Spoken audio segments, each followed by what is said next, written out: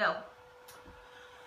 Hi there, Dr. Alsop, and anybody else in Morgantown that might be taking the time to view my presentation. I want you to know that I appreciate that. So Dr. Alsop, as you know, for the last 16 months, I have been working on implementing sport tourism in the city of Manassas, Virginia, my hometown. To this point, you have been dealing with this project and reading about my work in a very abstract sense. So I just wanted to take a minute at the very beginning here and give you more of a real-world sense of what we've been doing, and I'll also point out some of the main actors that I worked with in this project. So just got about a 1-minute clip here I'm going to show you.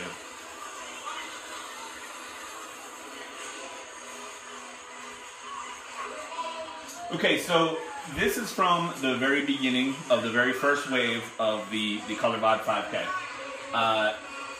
This gentleman right here is Mayor Hal Parrish. You heard me mention him several times in this process. He's been incredibly helpful and very supportive of all of our efforts. This young lady here is Keisha Wilson-Segunro. She is the head of the Office of Neighborhood Services, which is the department through which I've done so much of my work. And then this gentleman here with the backpack, that's Daniel Pete. You read about him as well. He was my main contact and the project manager for this race here in Manassas.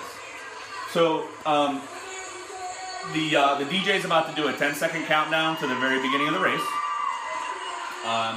You'll see the mayor again, and you'll see the large amount of colored cornstarch that's in the air, which really identifies this race and really brands it as its own.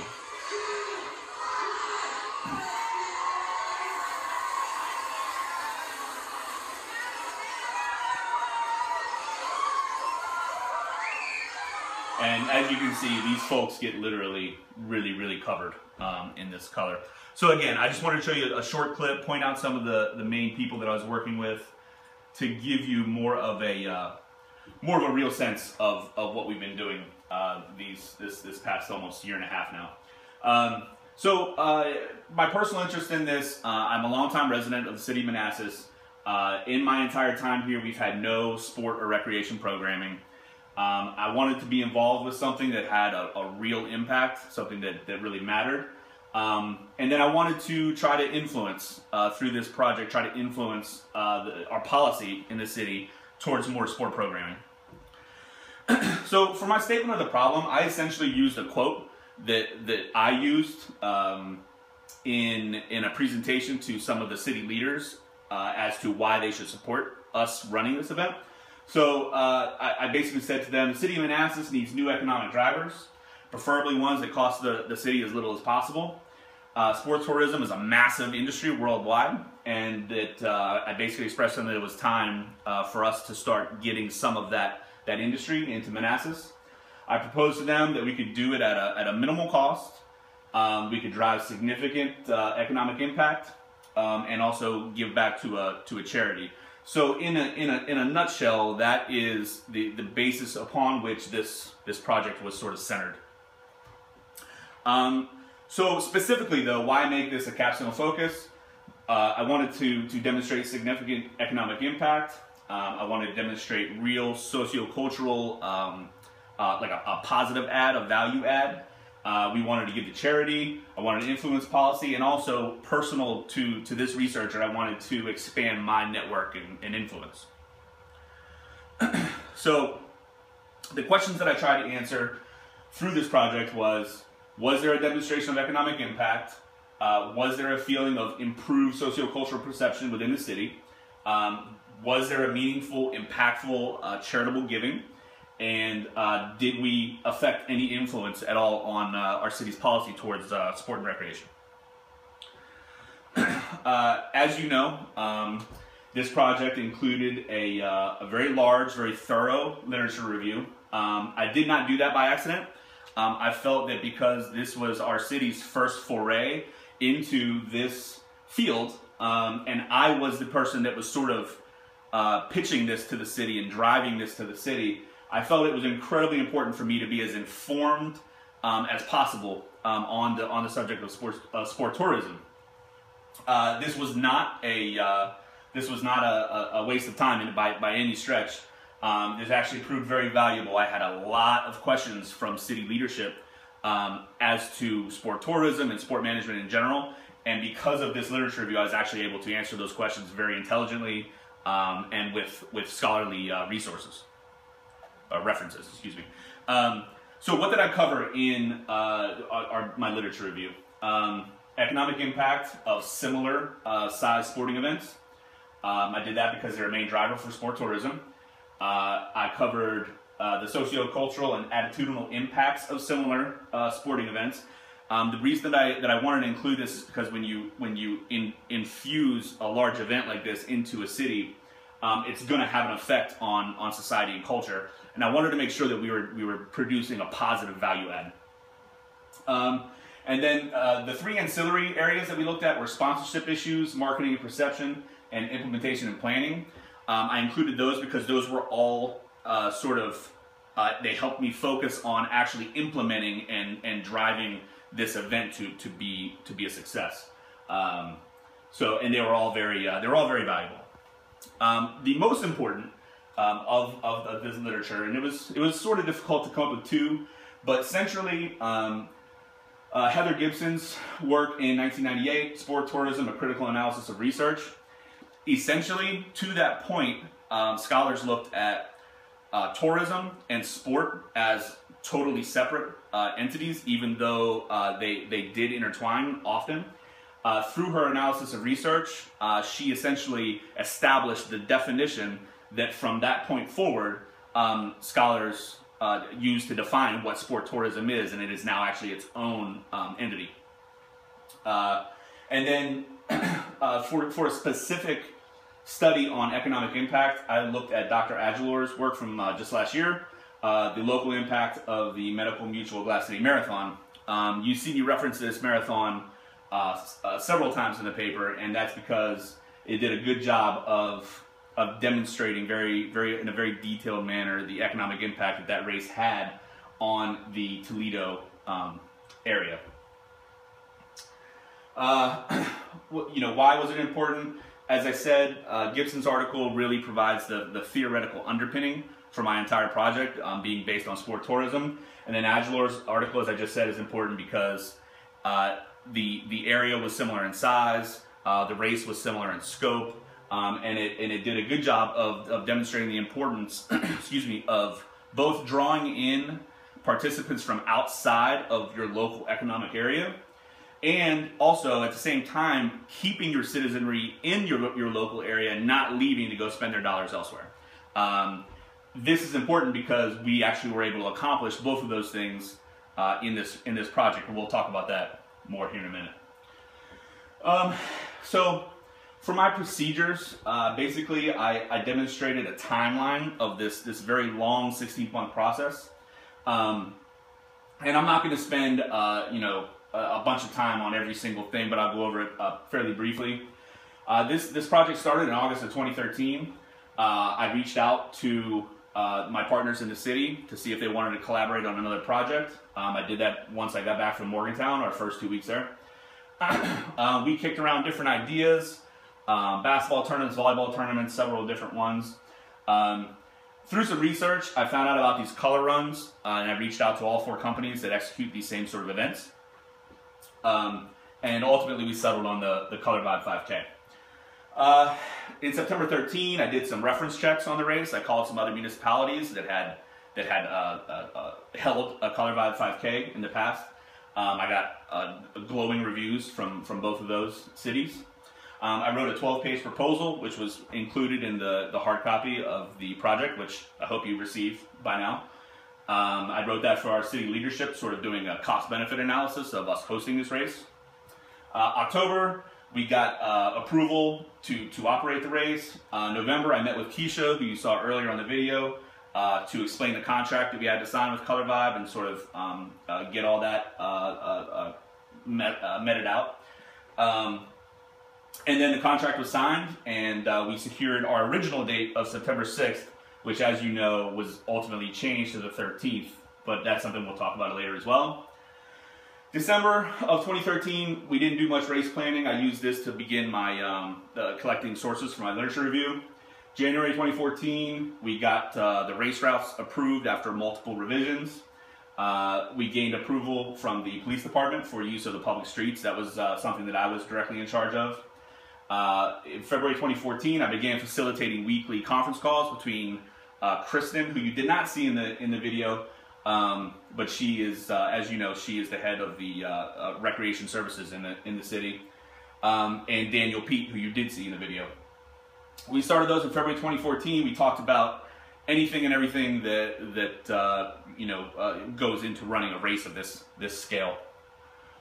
From March to June, we saw the weekly meetings continue, and we covered a lot of things. Some of the things that I was directly overseeing was getting approval from our local schools to use their parking lots.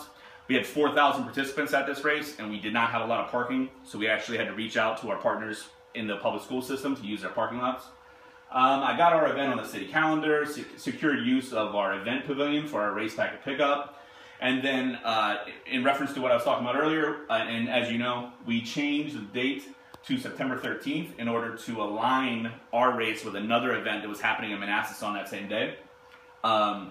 I felt this was a really good idea. However, as I'll talk about later, I think we should have done that from the very beginning. But again, we'll talk about that here in a second as well. July and August of 2014 was a very busy time. Our race was just 60 days out. I had my final 2 weeks in Morgantown. I had the liaison with the group that I just referenced that was running that other event in the city. Initially, the group was not receptive to our changing this. They felt that it was going to provide competition instead of collaboration. But I was able to facilitate, ultimately, really good cooperation between our two events, which resulted in really good cross-promotional opportunities. And we saw a real bump in participation in registrations once we started to work with that group, and they saw tickets to their event increase as well. So it was a really good idea. In addition, I began to recruit and coordinate the local volunteers we would need for the day. In September of this year, we had 13 days between the beginning of September and the race, and they were very busy. Water logistics, ice, cups, chairs, tables, every logistical thing that you can think of that we needed to help with to get this race up and running was handled in these 13 days. On race day, my specific responsibilities: I take directional arrows on the street, coordinated with local volunteers, I liaise with race leadership, remove the directional arrows after the race, and the most important thing that I had to do was I was the last person through on the race course. One of the things the city leadership was somewhat hesitant about in us running this race was they were afraid that the color was going to be everywhere, that it would put litter on the street and that kind of thing. So my job was to go through and just make sure it was cleaned up. This was a very long day. It started at about 5 a.m. and ended around 9 p.m. that night. So that's just sort of an overall timeline of the things that we did in the process of this. Now, from the end of the race on September 13th today, I've written press releases for local media. I interviewed business owners that were directly impacted by the race. I discussed this race with our citizenry to find out how they felt socioculturally about this event. And I've been focused full time on the completion and creation of this project. As you know, I was denied the opportunity to quantitatively survey the race participants, which was very disappointing. And I'll get into this a little bit later, but as you also know, I had a verbal agreement with Color Vibe to quantitatively survey through email and social media participants of the race. I secured that verbal agreement back in August of 2013. However, ultimately, I was denied that at the very end, so that was a little bit of a disappointment, a little bit of a curveball. So instead of that, what I decided to do is do some qualitative interviewing of business owners and local citizenry. The interviews, as you'll see more specifically here in a minute, but the interviews with the business owners indicated that they felt a significant impact that day economically. And the interviews with the citizenry indicated a positive impact on their sort of sociocultural attitude about Manassas and how they felt about being from Manassas. specifically are my results and findings. This is the one number that I was most impressed with, because comparatively in other research and my literature review, most of these foot races aimed to get 30 or 40% of their total participants from outside of their local economic area. We were actually able to get 70% of our total participants from outside of Manassas and its local bordering zip codes. So this is a real key number that really does demonstrate that there was an economic impact had on our city. The other great part was that the other 30% of our participants were from the 20110 zip code or its surrounding economic borders. Again, as Dr. Aguilar pointed out in his economic impact report on the Glass City Mutual Marathon, this is important because that day in Fredericksburg, Virginia, which is just 40 miles away, there was another color run that we did not know about until about 3 days before race day. So we did a great job, I feel, getting a lot of people to stay in town and keep those dollars in our economy versus going 40 miles down the road to do the same thing that they did in Manassas. So that was very important. Economically, my two interviews with the restaurant owners, the one restaurant owner claimed he saw his business get a 50% increase in his breakfast sales, which a large portion of which were pre-race diners, and then an almost 200% increase in his lunch sales, and he intimated that that was completely due to the fact that there were people covered in color all over his restaurant, which he was both excited about and somewhat trepidatious about. So the other bar owner that I interviewed, I didn't get the statistical information from her. She had a manager that would have had that information. But what she did say is that she wanted to see more events like this come to Manassas because of the demographic that it brings. As you saw in my paper, Manassas has a recent history of using its historical perspective as an economic driver for tourism. But in my interview, as she mentioned, the demographic is younger. They wanted to stay in town longer, and they spent more money in her establishment. So she was a big fan of this event, and she really wants to see more like it. The two interviews that I had with our citizenry, they both indicated a very positive sociocultural perception. It made them feel good about being from Manassas. Specifically, the one young lady said that it made her proud of Manassas and to be from Manassas. And the other thing, the other interview that I found really interesting was she said she feels like Manassas sometimes gets quote-unquote lost in the mix in the greater DC area, and that by Manassas hosting large-scale sporting events like this, it allowed Manassas to sort of stand out and be known, which I think is really important. So, in conclusion, this event was a massive success. Through interviews and our locality statistics, it suggests that a very significant economic impact was had. Through the interviews with our citizens, it indicates that a very good, positive sociocultural attitude was had on the city. Over $4,000 was donated to a local charity that will actually also retroactively benefit the city. So that was great. And the city manager is now discussing the possibility of a new sport and recreation department. Now, this is not a direct result of this project. However, it's pretty easy to see how pleased he was with this event. And he's quoted as saying that he wants to see more like it. So this certainly did not hurt in that sort of policy change regard. And I really do feel within another 2 years or so, we're going to have some sport programming in Manassas, which was one of my end goals that I wanted to see happen, so that's great. What would I do differently? Number one, right off the top, is I would get it in writing that I had permission to quantitatively survey my the race participants.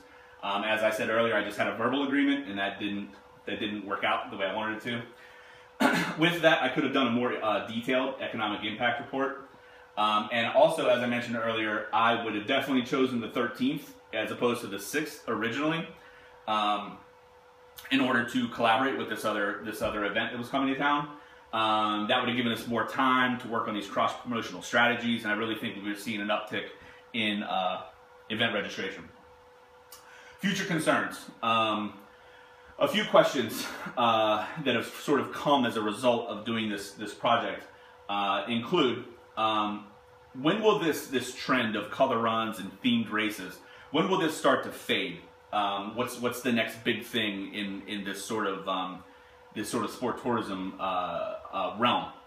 And then, does the Office of Neighborhood Services, do they have the capacity to expand and add another event or add 2 more events? We need to figure out how many events the office can actually sustain with its limited resources. And then in the short term, this researcher, like I will have the ability and the time to continue to sort of assist and help with these sort of things, but at some point I will no longer have time due to career-related opportunities or career-related relocation. So as a result of those questions, I suggest these future recommendations. The landscape of the themed race, for example, the Color 5K, the landscape of this industry must be monitored throughout 2015. Leading up to next year's race, a brief report would then be delivered on the fitness of this industry to city leaders and to neighborhood services, with the goal being to make a decision as to the 2016 and beyond City of Manassas Color Vibe 5K. The next recommendation I would make is that the Office of Neighborhood Services, Kristen and Keisha, they need to perform an internal audit of their resources with the goal of answering the question, can we handle another sport tourism event? If the answer to that question is yes, then they should begin securing another sport touristic event. If the answer is no, then I would suggest they reach out to and partner with other agencies within the city government to assist and create another event. And then finally, on a personal level, I recommend that I myself reach out to my mentors with the School of Recreation, Health, and Tourism at George Mason University to create an official and sustainable partnership to provide undergraduate and graduate interns to the Office of Neighborhood Services so that their resources sort of expand.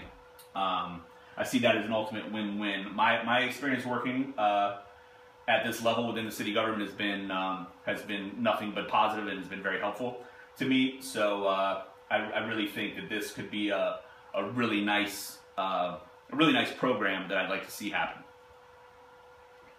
And then finally, just one more time, Dr. Alsop, I'd like to say thank you. You kept all of us, the entire cohort, you kept us on task. And again, your communication was central to all of us completing this project. Dr. Jones, if you ever see this, I just want to say that I appreciate you and the other committee members for giving me admittance to the program and for all your help and hard work along the way.